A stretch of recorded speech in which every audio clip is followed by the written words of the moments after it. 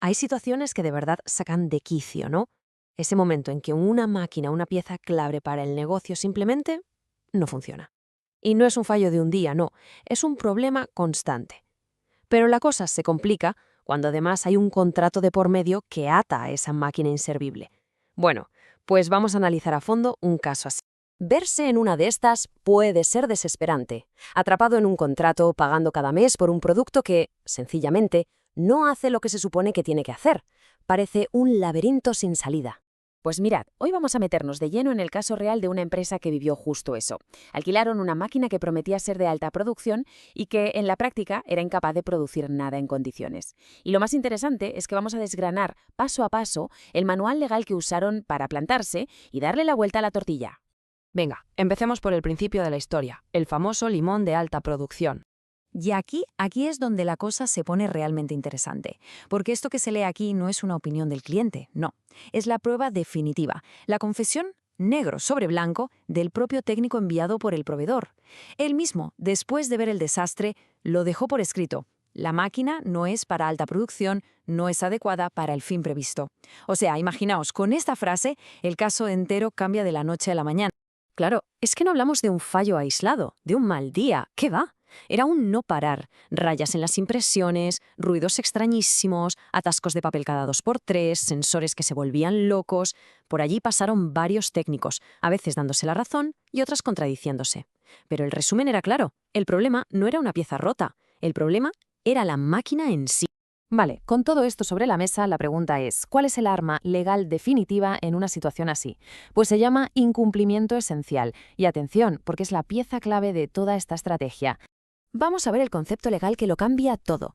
Alius pro alio. Suena complicado, pero es latín para una cosa por otra. Y la idea es muy sencilla, en realidad. Se aplica cuando lo que han entregado es tan diferente o tan inútil para el propósito que se buscaba, que a efectos legales es como si hubieran dado algo totalmente distinto.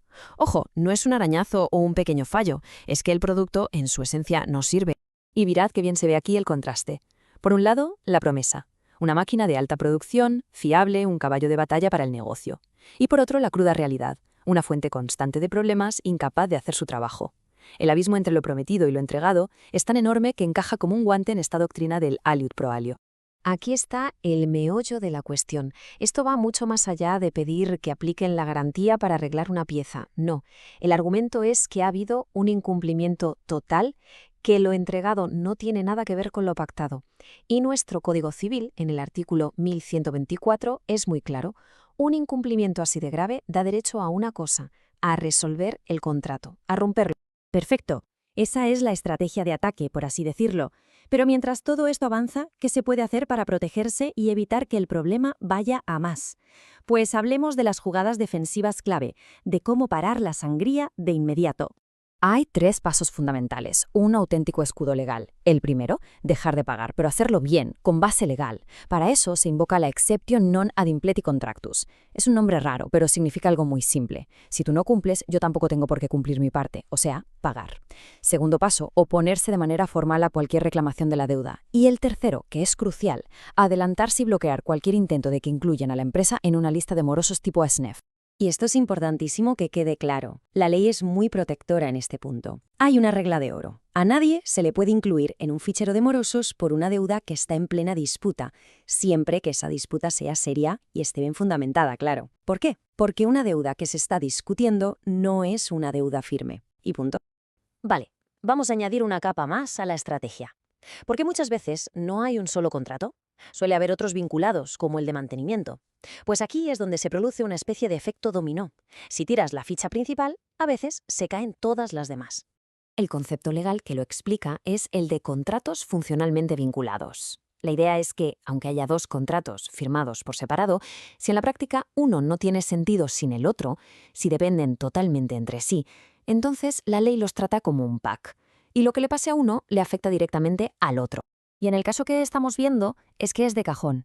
¿De qué sirve tener un contrato de mantenimiento para una máquina que no funciona y que se va a devolver? De nada. El contrato de alquiler era el principal, y sin él, el de mantenimiento se quedaba sin objeto. Así que al caer el primero por incumplimiento, arrastró en su caída al segundo. Y ahora, atención, porque vamos con algo muy reciente, un cambio en las reglas del juego que es fundamental conocer hoy en día, antes de pensar en una demanda. Hablamos de la negociación obligatoria. El cambio es un antes y un después, como se ve aquí. Hasta abril de 2025, ante un problema de este tipo, se podía ir directamente al juzgado. Ahora no. Desde esa fecha, antes de presentar una demanda, es obligatorio por ley intentar una vía de negociación o mediación. Son los llamados MASC, y son un paso previo ineludible. Y que nadie piense que esto es un trámite sin importancia, una simple recomendación. Para nada. Este paso, el de los MASC, es un requisito formal y obligatorio. Si se llega al juzgado sin poder demostrar que se ha intentado esta negociación previa, uno se arriesga a que ni siquiera admitan la demanda a trámite. Es sin duda una página nueva y fundamental en cualquier manual de estrategia legal. Bueno, después de ver todas las piezas del puzzle, vamos a juntarlas. Vamos a resumir todo esto en un manual de acción, con las lecciones más importantes para que una disputa así sea una lucha justa.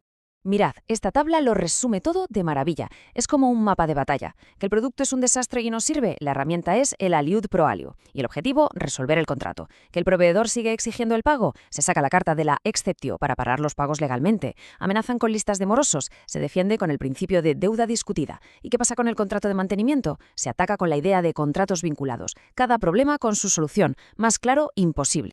Entonces, ¿con qué ideas prácticas hay que quedarse de todo esto? Primero, y es sagrado, documentarlo absolutamente todo. Cada email, cada llamada, cada informe de un técnico, todo es oro. Segundo, tener claros los derechos. Un fallo garrafal no es un simple defecto, es un incumplimiento con todas las letras que puede tumbar un contrato. Tercero, no dejarse amedrentar. Hay escudos legales para frenar las reclamaciones de pago. Y por último, pensar siempre con estrategias, sabiendo que los contratos pueden estar conectados y que las reglas del juego han cambiado. Y cerramos con una reflexión que creo que es la clave de todo. Una pregunta que va al corazón del asunto. ¿Dónde está la línea que separa un simple mal negocio de lo que es en realidad un incumplimiento contractual en toda regla? Saber identificar esa línea es saber defenderse.